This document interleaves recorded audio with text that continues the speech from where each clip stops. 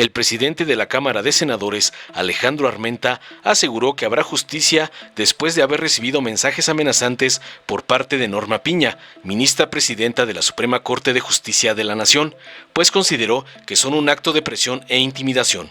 Ante estos mensajes, Alejandro Armenta afirmó que se trata de una presión e injerencia del Poder Judicial en el Legislativo y aseguró que habrá justicia. Es lamentable, estoy a punto de reunirme con mi equipo de abogados porque este es un tema delicado. Esto indica la posible injerencia y probable presión del Poder Judicial en el Poder Legislativo. Esto es inadmisible, porque no puedo permitir que se violente la libertad, advirtió Alejandro Armenta. Además, Norma Piña no lo negó, después de que el senador de Morena presentó una iniciativa de reforma para que las y los ministros de la Suprema Corte sean elegidos por el voto popular. Este hizo pública una conversación con la ministra presidenta Norma Piña. En esta se pueden leer los cuestionamientos de la ministra al legislador morenista, si es que puede ver a sus hijos a los ojos después de lo que dice y continuar diciendo: la vida nos juzgará.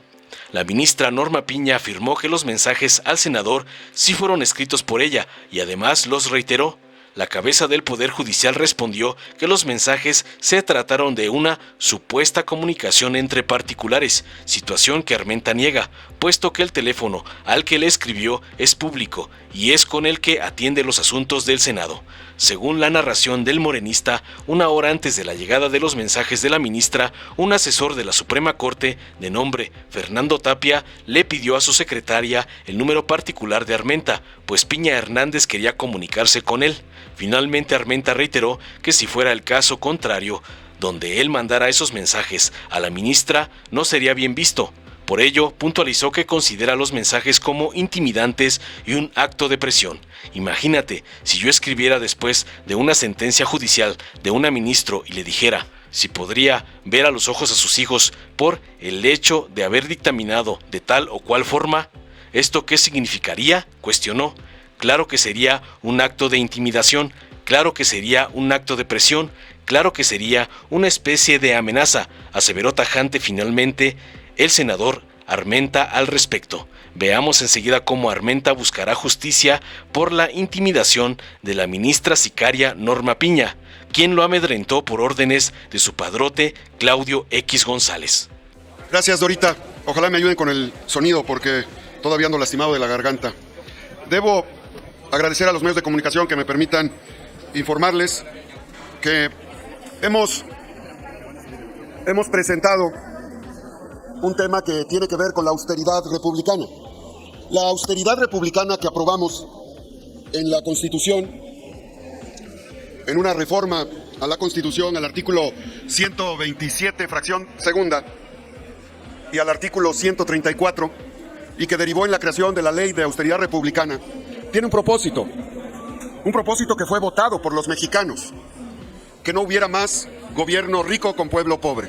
Eso llevó en el 2018 a nuestro presidente Andrés Manuel López Obrador a ganar la presidencia de la República y a nosotros, las y los senadores, a ganar la representación en el Senado de la República. Es un mandato del pueblo trabajar con austeridad, cumplir con nuestras responsabilidades sin dispendio público. Y les voy a poner un ejemplo de lo que representa esa angustia social cuando se nota el dispendio público de los servidores públicos de cualquier poder. En esta lámina ustedes pueden ver cuánto gana un magistrado: 300,000 pesos al mes. ¿Cuánto gana el presidente de la República? 136,000 pesos. ¿Cuánto gana un senador? 105,000 pesos. ¿Cuánto gana un diputado federal? 74,000 pesos. ¿Cuánto gana un doctor? Cerca de 18,000 pesos. ¿Cuánto gana un policía? 12,000 pesos. ¿Cuánto gana una maestra de educación primaria? 9,800 pesos. ¿Cuánto gana un obrero? Poco más de 7,000 pesos. Cuando se creó la Ley de Austeridad Republicana, se entiende que la renta nacional, la recaudación nacional, es el resultado de los impuestos de todas y de todos los mexicanos. A mí, quiero decirles, esto me queda claro. Por eso, desde que fui diputado federal, y desde antes, desde 1996, en los diferentes cargos públicos que he tenido o sin cargo, yo he realizado actividades a favor del cuidado del medio ambiente. Llevo 27 años sembrando árboles forestales y 4 años sembrando árboles frutales. La mitad de mi sueldo, cuando he tenido un cargo público, la ocupo para actividades sociales. Porque entiendo el coraje y la frustración, la molestia que puede representar a un ciudadano el dispendio público de un integrante del poder público. Esto lo digo porque presenté en el mes de abril una iniciativa para democratizar al poder judicial. Que sean los ciudadanos los que elijan a los magistrados, a los ministros de la Corte, y que se acabe la opacidad, que se acabe el nepotismo, porque el nepotismo en cualquier poder público, el nepotismo en cualquier nivel de gobierno es igual a corrupción. El nepotismo es igual a negocios de empresas familiares que hacen que lleguen a sus cargos sus familiares, sus primos, sus sobrinos, sus hijos, sus cuñados, sus esposas, y se vuelven contratistas de obra, crean empresas.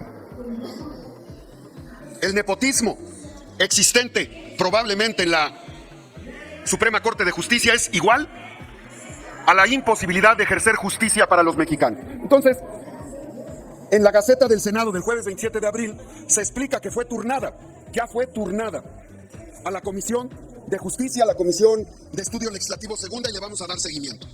Porque ese es el propósito, que ningún poder público, ni el Ejecutivo, ni el Legislativo, ni el Judicial, se considere un poder supranacional.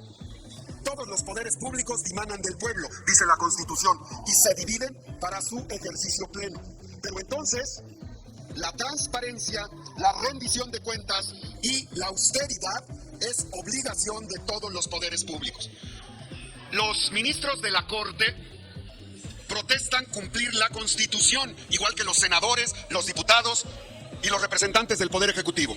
Pues resulta que el Poder Judicial no cumple lo que protestó al iniciar su cargo, porque el artículo 127, fracción segunda, dice a la letra de la Constitución: ningún servidor público podrá recibir una remuneración en términos de la fracción anterior por el desempeño de su función, empleo, cargo, comisión, mayor a la establecida por el presidente de la República en el presupuesto correspondiente. Aquí está muy claro.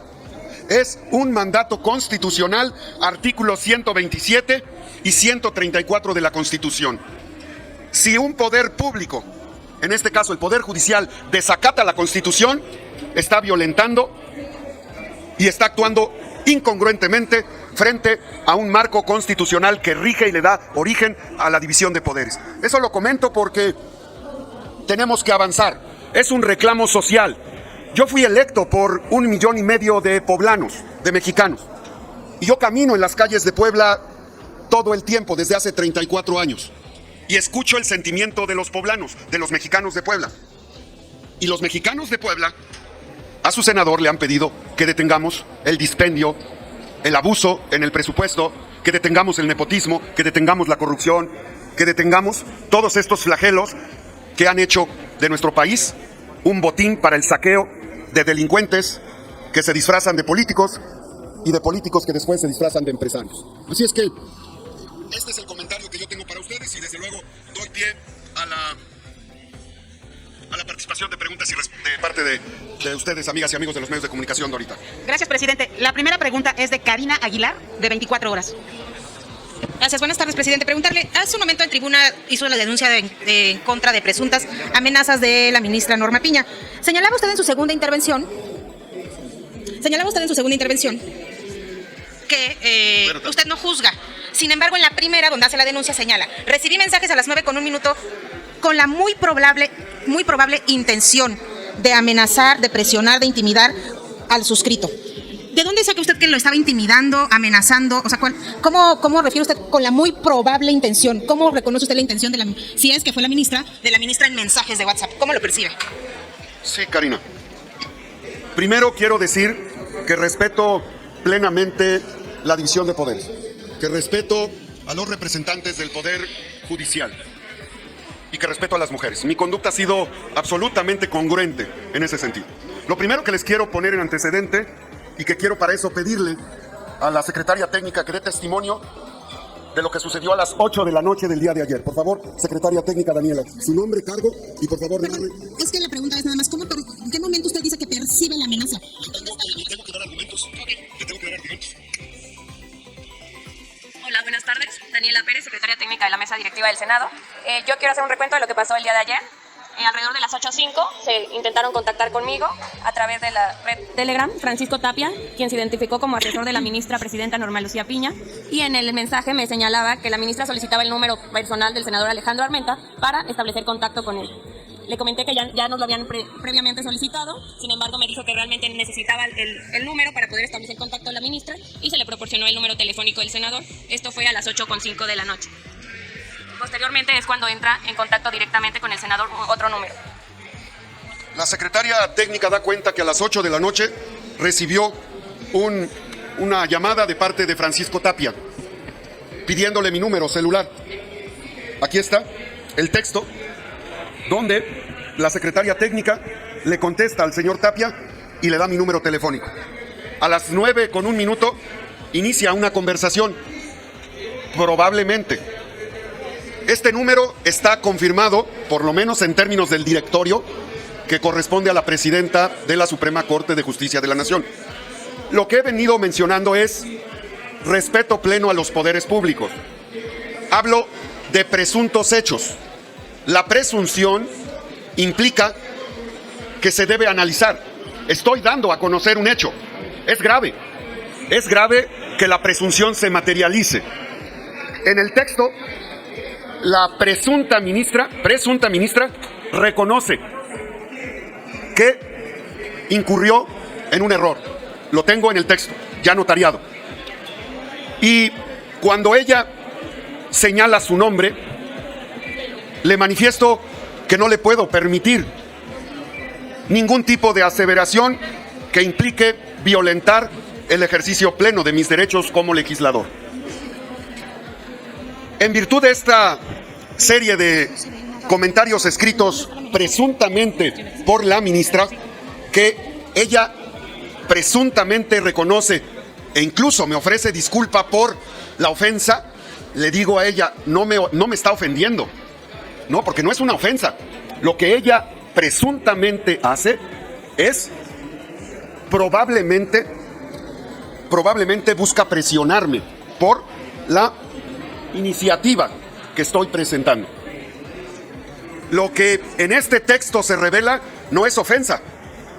Lo que en el texto se podría revelar, si es que se confirma, es intimidación, probable presión, probable amenaza, que si a cualquiera de ustedes les hablara el presidente de la Corte de Justicia para reconvenirlos en una expresión, no quiero pensar qué significaría que les hablara el presidente de la Corte para manifestar su inconformidad por su libertad, por ejercer su libertad de expresión. No son los canales institucionales para dialogar entre poderes públicos. Por eso, porque conozco el derecho y no soy abogado, porque conozco mis facultades y no soy ministro de la Corte, sé que debo de conducirme con respeto y lo hago. Tan es así que el día de hoy el abogado Freddy Erazo, doctor en Derecho Penal, se apersonó en la Corte para entregar este escrito, mismo que no querían recibir, hasta que el abogado empezó a grabar la negativa de recepción. Le quiero pedir al abogado que describa el escrito y que describa el hecho. Gracias a todos los medios de comunicación, público en general, buenas tardes. Yo quiero compartir que a raíz de una serie de desafortunados mensajes dirigidos al presidente de la mesa directiva de este Senado de la República, presuntamente por parte de la propia presidenta de la Suprema Corte de Justicia de la Nación, con la muy probable intención de presionar, como lo ha dicho el senador de la República, provocar, intimidar o vulnerar flagrantemente la autonomía por su desempeño como senador y la soberanía del Congreso General de los Estados Unidos mexicanos, así como el fuero constitucional de los miembros del Poder Legislativo. La problemática es la siguiente en materia jurídica. Compromete seriamente el régimen republicano de pesos y contrapesos, porque son poderes autónomos y no puede la Suprema Corte a través de su presidenta emitir ese tipo de aseveraciones, y menos de forma individualizada o particular, porque ella representa, de ser el caso, si es que se dio el hecho, ella representa a un poder de los tres poderes soberanos que se encuentran enmarcados en nuestra Constitución política. Quiero comentar que los artículos que se vulneran es el 40, 41, 49 y 71 y demás relativos y aplicables dentro de la Constitución política de los Estados Unidos mexicanos. ¿Por qué se da este hecho? Simple y llanamente, los senadores de la República tienen la facultad expresa por la Constitución política de los Estados Unidos mexicanos en hacer leyes, en presentar iniciativas, es parte de su quehacer legislativo. En consideración a ello, también están vertiendo su derecho y su libertad de expresión de acuerdo a lo que establece su ejercicio dentro de su ámbito en el poder legislativo. Y no se puede entender esta conducta de ser cierta por los hechos que se suscitan. También quiero mencionar, para estos efectos, que como lo dispone el artículo 1 de la Constitución en su párrafo 3, los derechos humanos son prioritarios en el ejercicio de las funciones públicas en México, y esto lo saben los miembros ministros que conforman la Suprema Corte de Justicia de la Nación, porque su actuar es un tribunal constitucional en donde efectivamente ponderan derechos, y esos derechos, y la ponderación de derechos hacen los estudios minuciosos para ello. Entonces, si hay una libertad de expresión, finalmente debe ser respetada porque es parte del articulado que se encuentra en nuestra Constitución dentro de nuestros derechos humanos. También es menester señalar que el artículo 6 constitucional establece la manifestación de ideas, no será objeto de ninguna inquisición judicial o administrativa, acto que puede consolidarse una vez que en la relatoría del escrito que se presentó, fundamentado en el 8º constitucional, a través del respeto, derecho de petición, que la ministra manifieste si efectivamente se llevó a cabo este tipo de comentarios, cuestión que es grave para lo que ha planteado el senador de la República. Con esto concluyo, cualquier inquisición judicial o administrativa, cualquier acto que pretenda comprometer la autonomía, independencia o soberanía de los poderes constituidos, es a su vez un hecho punible, tipificado formalmente en el apartado correspondiente del Código Penal Sustantivo de carácter federal. Ellos, ministros, lo saben. Al mismo tiempo, los excesos o abusos de altos funcionarios que comprometan el marco constitucional pueden ser objeto de una sanción política a través de un juicio político, que también lo saben. Es cuanto, señor presidente. La conclusión. Hay presuntamente, y con base en el escrito que presenté, hay la posibilidad de un acto de intimidación que para la responsabilidad que tengo no puede ser admisible. Este es el escrito que se entregó donde no juzgo, donde solicito a la presidencia de la Suprema Corte de Justicia de la Nación que establezca con fundamento en el artículo 6 y 8 de la Constitución y bajo protesta de decir verdad, si de su teléfono surgieron esos mensajes a las 9 p.m. con 1 minuto, para que yo esté en el ejercicio de mis derechos para actuar legalmente. Lo que le estoy pidiendo formalmente a la ministra de la Corte es que se pronuncie si ella fue quien escribió esos mensajes. Si no los escribió ella, lo tendrá que decir. Si los escribió o no, tendremos que seguir el procedimiento legal correspondiente.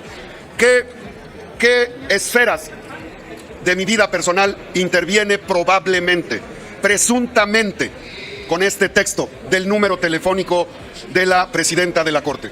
Interfiere en mi vida familiar e interfiere en mi responsabilidad como legislador. Son dos aspectos que está presuntamente violentando porque se refiere a mi familia y porque se refiere a mi actuar. Así es que ese es el hecho. Concluyo, respetuoso del Poder Judicial y soy plenamente respetuoso de las mujeres. Este es un tema de asunto jurídico de competencia entre los poderes y tanto ellos merecen nuestro respeto como nosotros merecemos el respeto del Poder Judicial. Ese sería el comentario. Sí, senador, muchas gracias por la explicación. No sé si aprovechando las láminas que tiene usted aquí de las conversaciones, ¿nos pueda señalar exactamente en dónde está la amenaza, por favor?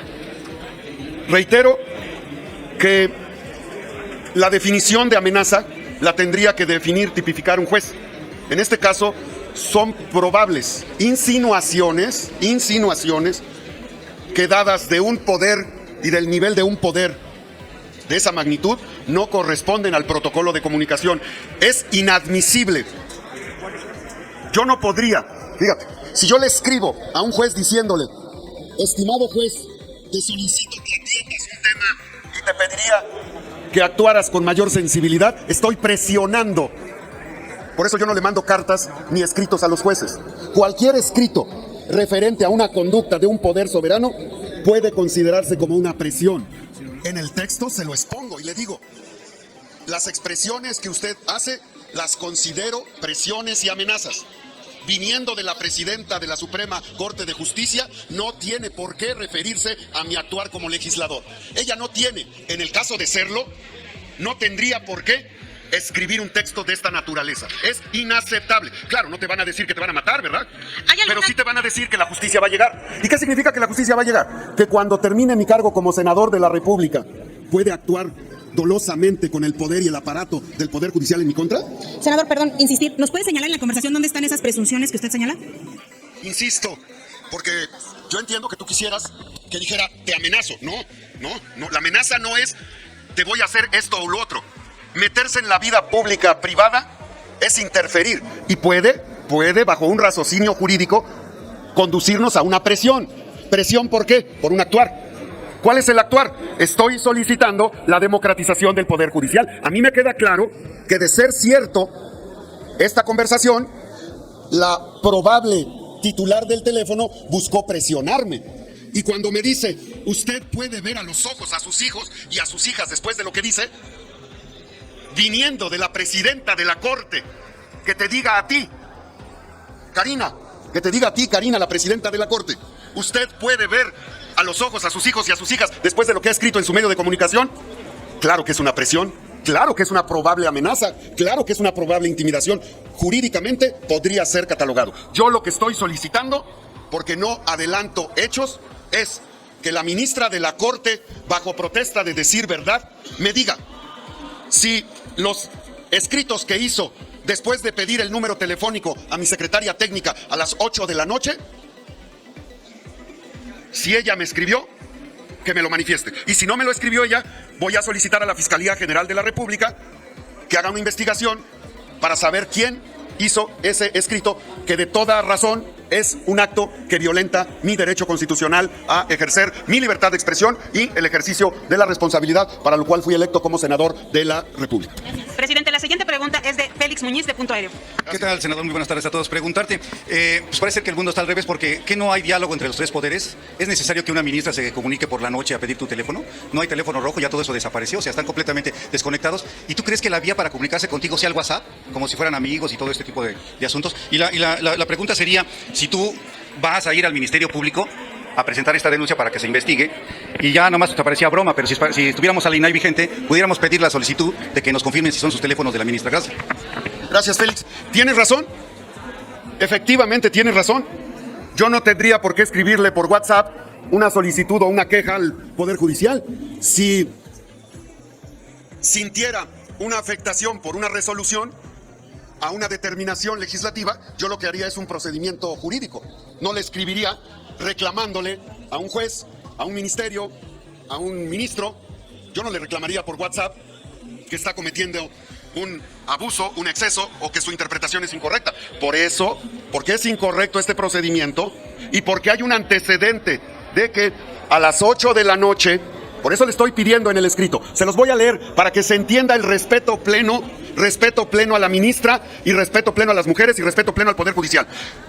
Norma Lucía Piña Hernández, presidenta de la Suprema Corte de Justicia de la Nación. Presente. El que suscribe, senador Alejandro Armenta Amier, presidente del Senado de la República, con fundamento en el artículo 6º, párrafo 2º, octavo constitucional, me dirijo a usted de la manera más atenta y respetuosa para que por su conducto se pueda verificar. Fíjense.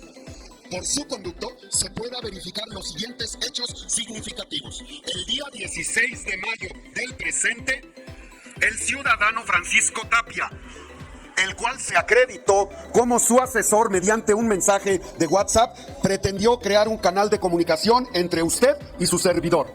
Acto seguido, presuntamente del número telefónico que acredita usted de mi propiedad, recibí mensajes a partir de las 21 horas con 1 minuto, con la muy probable, fíjense, así lo describo, con la muy probable intención de presionar, de provocar intimidación o incluso amenazar al suscrito por mi desempeño como legislador federal, contraviniendo con ello lo dispuesto en el artículo 61 de nuestra Carta Magna. Por lo anterior, sirva el presente para que, bajo protesta de decir verdad, yo no puedo mentir porque puedo ser sancionado.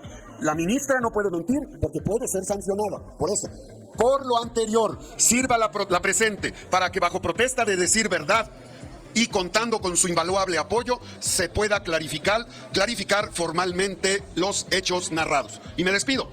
Alejandro Armenta Mier, presidente del Senado de la República. Está claro, ¿eh? Yo no busco afectar a nadie. En este caso, probablemente y posiblemente podría ser víctima de presión jurídica de un poder público a otro poder público, y eso es grave. Eso es muy grave. Por eso, en la mañana, en la reunión de la comisión permanente, con base en el reglamento, solicité permiso para abordar este tema en el Pleno. Todo lo que hago está totalmente apegado a derecho. Y por eso le solicito respetuosamente a la presidenta ministra que se pronuncie con respecto a este escrito fundado y motivado. La siguiente pregunta, presidente, es de Claudia Flores Barreto, de N+. Claudia. Presidente, buenas tardes. Dos precisiones solamente. Una, después de esta comunicación que tuvieron vía WhatsApp usted y la ministra Norma Piña, o presuntamente la ministra, ¿habló usted con ella? ¿No intentó una conversación telefónica? ¿Se quedó en el asunto de los mensajes y ya no la buscó ni ella a usted? ¿Es la pregunta? Es una. No, porque le manifesté mi inconformidad. Ella siguió dialogando. Tengo toda la conversación por escrito, que para el ejercicio de mi derecho resguardo para presentarla ministerialmente en el momento oportuno. Hay una serie de descripciones que jurídicamente me dan la razón y que probablemente podrían confirmar que es ella. Probablemente. Oiga, presidente, y otra cosa. También preguntarle justo la ruta jurídica. ¿Usted está dispuesto a llegar hasta las últimas consecuencias en esto? Sin duda. ¿Y Quiero cuál va a ser la decirle que en el 2014, el exgobernador panista de Puebla me inició un procedimiento calumniándome. Durante 5 años, interpuse recursos y gané el juicio. Sigo esperando el perdón público, el ofrecimiento de perdón, que está dictaminado por un juez, la disculpa pública que no ha hecho la Fiscalía General del Estado de Puebla. El honor de una persona se defiende con la vida. Yo no voy a permitir que un poder me amenace por el hecho de representar un reclamo social. Represento el sentimiento social de millones de mexicanos que están molestos por el abuso del poder. Represento el sentimiento de mexicanos que están en contra del dispendio y que están en contra del ejercicio del gasto público de manera abusiva y excesiva. Y por eso presenté esta iniciativa. Y por eso, Claudia, amigas y amigos, la próxima semana presento una iniciativa para reducir el sueldo de los legisladores al 50%. Presidente, ¿cuál es la ruta jurídica? ¿Cuándo va a presentar usted la denuncia? Una vez que la presidenta de la Corte me responda, mis abogados iniciarán los procedimientos que correspondan, en función de la respuesta que tenga. ¿Usted espera una disculpa pública de todo esto o qué es lo que usted espera? ¿Que se sancione cómo? Espero que se haga justicia. No puede un poder público transgredir. Mi obligación como presidente del Senado es cuidar la inviolabilidad de los recintos legislativos y la inviolabilidad del ejercicio legislativo de los legisladores. Lo ha hecho por otros senadores. En mi persona también lo tengo que hacer. Es inadmisible. Si el hecho se consuma, es inaceptable que un representante presidente de la Corte me hable para pretender, es una presunción, presionarme o intimidarme. ¿Pero qué le pediría a usted, que se separe del cargo en tanto Actuaré. se aclara esto? ¿Qué es lo que...? Claudia, yo actuaré con estricto sentido a la ley. Lo que la ley implique, lo que la ley describa con respecto a lo sucedido, yo voy a exigir que se aplique. Oiga, presidente, finalmente, esta denuncia que usted hace, ¿qué es lo que más le preocupa de esos textos que nos está mostrando? ¿Qué es lo que amenaza su integridad? Bueno, es una amenaza contra mi familia, es un probable atentado contra mi familia, es una probable amenaza contra el desempeño de mis funciones, busca limitar mi derecho a expresar los sentimientos de los mexicanos que, al recibir en los recorridos que yo hago en el estado que represento, pues busca limitar que presente iniciativas porque puede afectar intereses que son ajenos a la sociedad. Y bueno, tratándose del Poder Judicial y de la presidenta de la Corte, ¿qué no puede pasarle a un ciudadano con el aparato del Poder Judicial? Si se atreven a pretender si podría ser una posible amenaza a un representante del Poder Legislativo, ¿en qué estado de indefensión se encuentran cualquier ciudadano mexicano frente a los que están obligados a hacer cumplir y a respetar la ley? ¿Y si no fue ella? Si no fue ella, lo que voy a pedir a la Fiscalía General de la República es que investigue, pero yo espero que diga la verdad. Por eso en el escrito señalo que con fundamento en la ley espero una respuesta bajo protesta de decir verdad. Finalmente, ¿no teme una contrademanda? Soy la víctima, y si por defender un derecho me van a encarcelar, pues seré una víctima. Gracias. No seré el primero encarcelado por actos injustos en este país. Luis Méndez, de 11 Noticias. Senador, respecto a su iniciativa, a mí me gustaría preguntarle qué piensa sobre estas reacciones negativas que ha generado esta propuesta que ha hecho usted sobre que se elija de manera directa a los integrantes del Poder Judicial. Y tengo una segunda pregunta, por favor. Gracias, Luis. Yo respeto la opinión.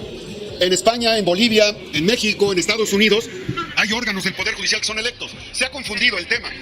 Para que un juez, un ministro, un magistrado sea elegible debe de haber la calidad de idoneidad. ¿Qué es la idoneidad? Que se conoce la materia jurídica. La iniciativa que presenté acota que la o el candidato a ministro, magistrado o juez debe de calificar bajo los principios de idoneidad. El primero de ellos es conocimiento pleno del derecho, constar de una vida pública honesta, tener una honorabilidad probada. Claro que debe de ser un abogado o una abogada, sin duda. Y no se busca en mi iniciativa que exista campaña. No es que haya campañas. Es tan simple como el hecho de que en las elecciones federales o estatales, cuando se entregan las boletas para presidente, gobernador, diputado, se entregue una boleta en el estado que corresponda cuando concluya el cargo de juez federal, de ministro o de magistrado, en el caso estatal o en el caso federal, y que los que hayan aprobado bajo los criterios de idoneidad, el ciudadano pueda votar por él o la. Es una iniciativa que busca que los ciudadanos ejerzan su poder de decisión. ¿Por qué le tiene miedo el Poder Judicial a la transparencia, a la rendición de cuentas? ¿Por qué el órgano que regula al Poder Judicial, y a ver si no me mandan otros mensajes mañana, por qué el Consejo de la Judicatura está depositado en la misma persona que encabeza la presidencia de la Corte? Si el órgano que regula, que sanciona, que limita, que supervisa al Poder Judicial es el mismo que encabeza el Poder Judicial, pues no hay un órgano que regule su actuar. Estamos indefensos los mexicanos frente a una mala actuación del Poder Judicial. Entonces, ¿por qué extraña? ¿Cuáles son las voces que están detrás de ellos? ¿Los intereses económicos que defienden el Poder Judicial? ¿Las prebendas que significa que los órganos de gobierno y de administración del Poder Judicial están llenos de hermanos, primos, sobrinos, parientes, esposas, exesposas, integrantes del Poder Judicial? ¿Es eso? ¿Es eso lo que les molesta? Bueno, pues si eso les molesta, lo siento, pero yo no represento el interés ni los privilegios del Poder Judicial. Yo represento a 7 millones de poblanos y a 130 millones de mexicanos que claman justicia y que piden democracia. Por eso es que esta iniciativa, como lo dije en el texto, no la voy a retirar. Si lo que pretendieron con este mensaje siciliano que me enviaron por WhatsApp es que retire la iniciativa, no la voy a retirar, me sostengo. Senador, sobre esta iniciativa al interior de su grupo parlamentario y de sus aliados, ¿hay consenso para empujarla en el siguiente periodo legislativo? Yo creo que sí, el propio presidente de la República ha señalado que es muy importante. Quiero informarles que con esta iniciativa vamos a realizar 300 foros en el estado de Puebla. Yo realizo foros permanentemente, he realizado foros para hablar de la pandemia de los edulcorantes, he realizado foros en Puebla en materia de soberanía energética con el litio, y a partir de los próximos días vamos a iniciar foros en Puebla para dar a conocer esta iniciativa y desde luego apoyar al presidente Andrés Manuel López Obrador en esta lucha por recuperar el país para las y los mexicanos. Karina García, de Expansión. Karina, ¿verdad? Sí, senador, buenas tardes. Quisiera preguntarle, ojalá fuera exhaustivo, sin embargo, se extiende usted demasiado. Entonces me gustaría que fuera concreto y directo en la respuesta a la situación actual del nombramiento de los comisionados, de por lo menos un comisionado del INAI, dado que pues apenas el 12 de mayo se denegó esa postura que había expresado la Jucopo en contra de la orden de proceder ya a las designaciones. Gracias. Muy bien, Karina, tienes razón y seré muy concreto. Cuando nos llegue de la Junta de Coordinación Política la notificación para un periodo extraordinario, podremos tener materia para dar respuesta a este comentario que me haces. Concreto. Insisto, nosotros haremos el procedimiento inmediatamente, tengamos de la Junta de Coordinación Política la información para poder actuar. Cuando llegue en los últimos días del periodo ordinario la notificación para elegir a un magistrado, lo sometimos a votación del Pleno 24 horas posterior y se procedió a la votación correspondiente. Respuesta concreta. Presidente, nos quedan 3 preguntas nada más. Adelante. Pregunta ahora el columnista Francisco García. Senador, ¿cómo está? Francisco. Le pregunto con todo respeto, si no hubiera sido mejor que usted esperara a tener corroborado que ese mensaje efectivamente lo mandó la ministra presidenta de la Corte antes de hacer este tipo de denuncias. Usted hace un momento dijo que recibió un mensaje siciliano. O sea, literalmente la está acusando de mafiosa. Entonces, que me respondiera por qué no esperó, por qué hasta no tener todo amarrado, entonces sí lanzar, si no sabemos porque usted habla de esa posibilidad, pero no es contundente que sea ella. Claro. Gracias, Paco. En todo momento he usado el término presuntamente, e insisto, presuntamente. La presunción no es una afirmación, es una posibilidad.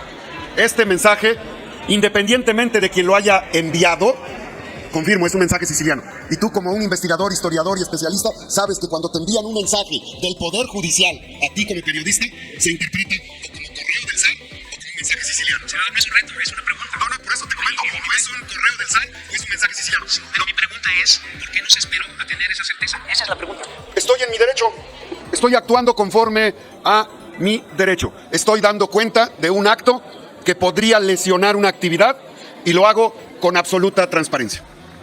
Gracias. La penúltima pregunta es de Carlos Guzmán de CMX Noticias. Senador, buena tarde. Pues preguntarle, presentó un escrito el día de hoy. ¿Qué tiempo tiene la Suprema Corte y la ministra para responder? 1, y 2, en dado caso, ¿qué sanción, en dado caso, supuesto de ser cierto, podría incurrir la ministra o se le podría poner a la ministra? Gracias. Bueno, lo estoy fundamentando. Los ministros de la Corte saben que tienen un tiempo perentorio. Lo estoy fundamentando con base en el artículo 6º, párrafo 2º y el artículo 8º constitucional. Yo espero que actúen con la diligencia con la que actúan en ocasiones para algunas resoluciones. Yo espero que lo hagan a la brevedad posible, que implique el derecho de petición. El abogado me está diciendo que son 3 días. Espero que no se amparen. ¿Y qué sanción aplicaría en dado caso? En su momento procederíamos, conforme a derecho. Gracias. La última pregunta, presidente, es de Eduardo Sadot. Eduardo. Senador, buenas tardes. 2 observaciones que quisiera que me aclarara. La ministra al principio le dice con toda claridad, hablo a nombre estrictamente personal, pero lo sostengo en público. Y en la parte del documento y de la explicación, en 2 ocasiones usted se refiere a ella retándola. No es parte de una crisis entre el Poder Legislativo, específicamente el Senado de la República, y la Suprema Corte de Justicia, asusada por la Presidencia de la República, porque recordemos que el líder de su bancada en el Senado hace algunos días expresó, sin llamar al caso, que el Senado puede llamar y juzgar a los senadores. ¿Se forma parte de este contexto de enfrentamiento y crisis entre los poderes de México? Esa es una pregunta. Y la segunda pregunta, en materia de democracia sé que no es usted experto, pero conoce el texto de La democracia en América de Alexis de Tocqueville y conoce también el texto de La democracia en México de Pablo González Casanova. Lo digo porque estamos acostumbrados a pensar que la democracia lo es todo, pero se nos olvida que en un proceso democrático, a mano alzada, en consulta a mano alzada, Pilatos condenó a Cristo y le perdonó la vida a un asesino. Esas 2 cosas las conoce y no sé si tomó en cuenta esto que dijo la ministra. Es muy simple responderte, Eduardo. Y procuro conectar mis pensamientos con mi actuar, en congruencia. ¿No podría la presidenta de la Corte dirigirse a mí de manera personal, habiendo, fíjate, utilizado un canal institucional? ¿Cuál fue el canal institucional? Habló a la oficina, usó un recurso humano, probablemente, todo esto es presunción, denominado Francisco Tapia, que se apersonó como asesor de la ministra presidenta, le solicitó mi teléfono oficial, se lo dieron y me marcó a mi teléfono oficial. No me llamó a mi teléfono privado. Segundo, este es un hecho contundente. Segundo, en el supuesto caso de que fuera cierto, no tiene por qué interferir en la vida privada. Es para cualquier persona probable acto de agresión que pongan entre una situación de esta naturaleza a tu familia, y eso es lo que hicieron conmigo. Lo que probablemente se tipifique es presión, no es ofensa. Yo no veo ofensas aquí. Lo que observo es probablemente intimidación, probablemente presión política, probablemente amenazas, porque en varios textos que no comparto porque me los reservo para el litigio posterior, confirma que cometió un error. Por eso ofrece disculpa, que no acepto, porque ella me ofrece disculpas por supuestamente haberme ofendido. Yo no me siento ofendido. Lo que hicieron con este texto, quien lo haya hecho, es pretender intimidarme, presionarme o probablemente amenazarme. Y en ese sentido, el perdón no aplica, sino la aplicación de la ley. Ese es el propósito. Y el segundo tema que me comentas, te voy a explicar otra, además de esa democracia. Soy producto de la democracia plebiscitaria. 9 de agosto de 1992, por plebiscito fui electo presidente municipal. Conozco la democracia práctica. Respeto a las instituciones, respeto a las mujeres, respeto a la vida pública, respeto al planeta, respeto a los animales y ejerzo mis derechos plenamente. Así es que si hablamos de Montesquieu, de Rousseau, de Kant, de Bobbio o de cualquiera de los historiadores o filósofos clásicos que inspiraron a la administración pública, de la cual soy egresado de la Benemérita Universidad Autónoma de Puebla, lo entiendo perfectamente. El Poder Ejecutivo tiene funciones, el Poder Legislativo tiene funciones, el Poder Judicial tiene funciones. Muchas gracias. Vamos a dejar paso a los demás. Gracias. Gracias, presidente. Gracias, muy amable. Les agradecemos mucho. Buenas tardes. Dale en me gusta, suscríbete, activa la campanita y compártelo para que más gente lo vea.